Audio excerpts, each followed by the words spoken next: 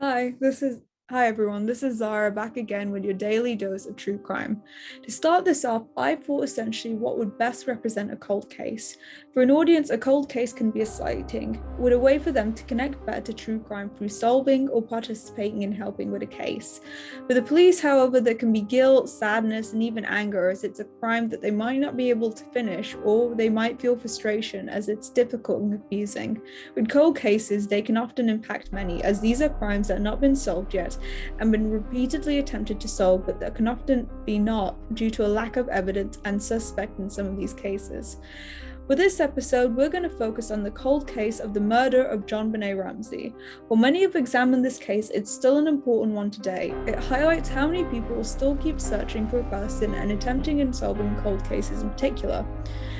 Now, JonBenet Ramsey, Patricia Ramsey, was born on 1990 and was killed at the age of 6 in her family's home in Boulder, Colorado.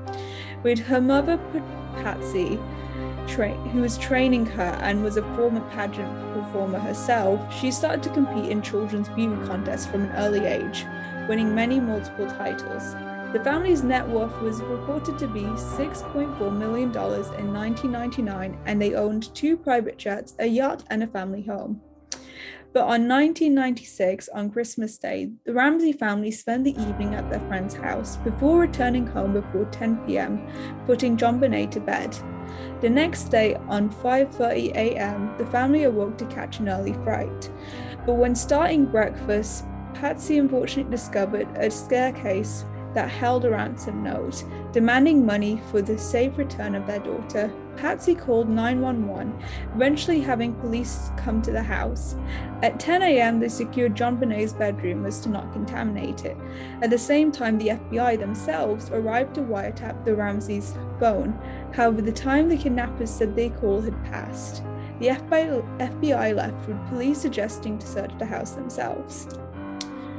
They found at 1 p.m., unfortunately, her body in the basement, wrapped in a blanket, duct taped from her mouth, and a garrote around the neck. Yeah. She was killed by strangulation and hit in the head by an unidentified object. In some of these cases, unfortunately, kids bear the brunt as being victims of a crime.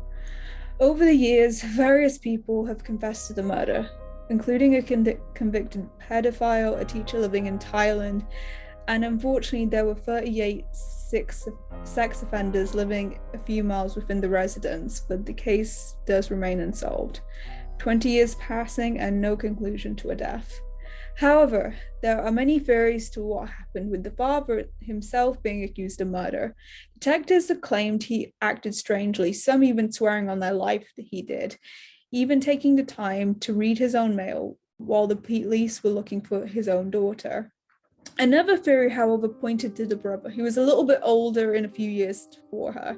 There were undigested fruit found in her stomach and a bowl of empty fruit with the brother's fingerprints on there, with the suggestion that JonBenet may have took some fruit and the brother lashed out as previously he had hit his sister before with an angry outburst.